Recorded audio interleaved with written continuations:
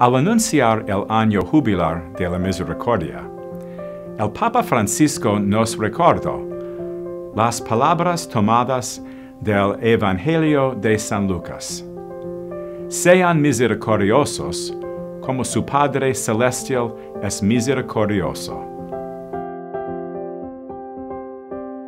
La invitación de Jesús a cada uno de nosotros a vivir el Evangelio de la misericordia a través de nuestra atención a los pobres, la alimentación a los que pasan hambre, a través de la proporción de refugio a las personas sin hogar, es visto más claramente en el gran ministerio que ofrece los servicios sociales católicos de la Diócesis de Scranton y en muchas de nuestros programas y actividades de justicia social de nuestras parroquias. Este invierno pasado, los servicios sociales católicos se han unido con parroquias en la gran área de Hazleton para abrir un refugio para las personas sin techo. No hace mucho tiempo, nuestro obispo tuvo el privilegio de dedicar un complejo maravilloso de viviendas para la tercera edad, llamado San Miguel en la Colina. I had lost my mom when I was 11. I was bouncing around from then, 17 friends' houses just to finish high school. When I got into the car accident, it took everything I made. And then I found out I was 2 months pregnant. At 28 weeks, they told me she was diagnosed with heterotaxy, which is a heart defect. So they sent me to Philadelphia, the Children's Hospital. The first time I went, they did open me with a lot of decision making. And as much as I had to do it in my life, this was a decision making thing that I was like, which way do I go? A bunch of the family and friends that has helped me throughout the years definitely told me I could do it. They were like, this would be my biggest challenge, but they know I could do it. So I went through it and I did it. Danielle came to us around Christmas time of last year. She moved in. Right from the beginning, we knew that Danielle was motivated to change her situation and make a better life for herself and her child.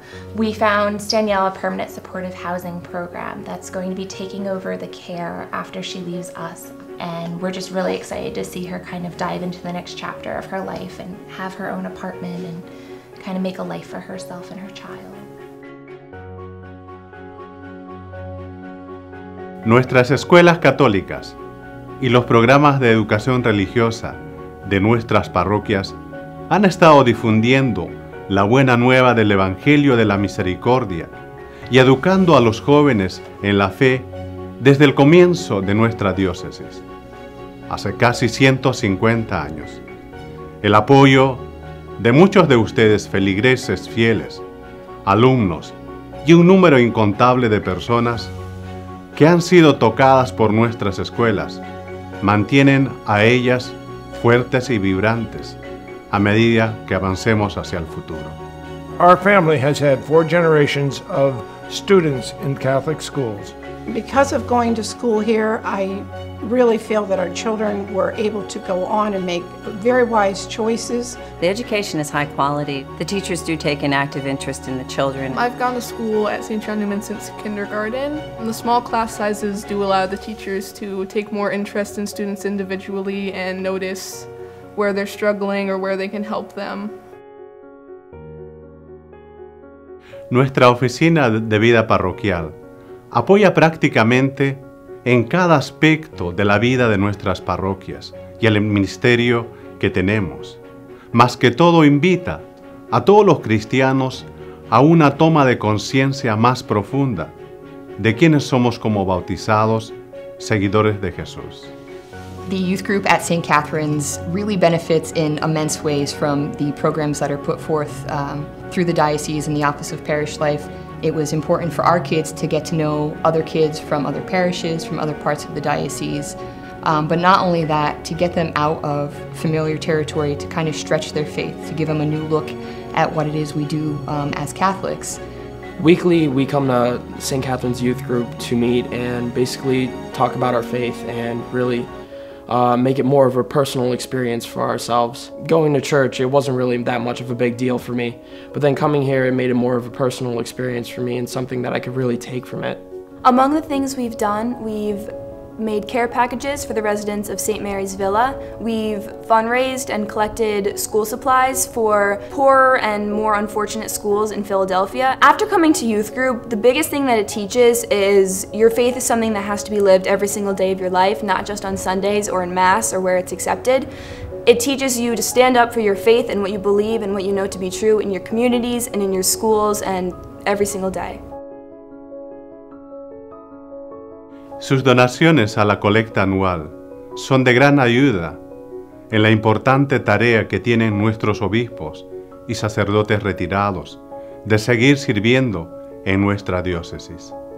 You know, when you get this age, you really need people to assist you and help you. It's not that we're helpless.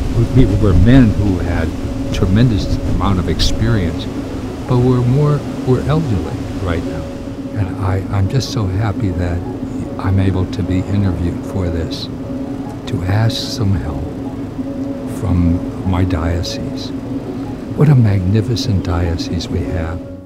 Sus donaciones a la colecta anual nos ayudan a ofrecer una buena formación a nuestros seminaristas y algunos adultos para servir a la Iglesia como diáconos y en última instancia como sacerdotes. As one of the assistant vocation directors for the Diocese of Scranton, my role is to help the vocation director assist young men who are thinking about becoming priests.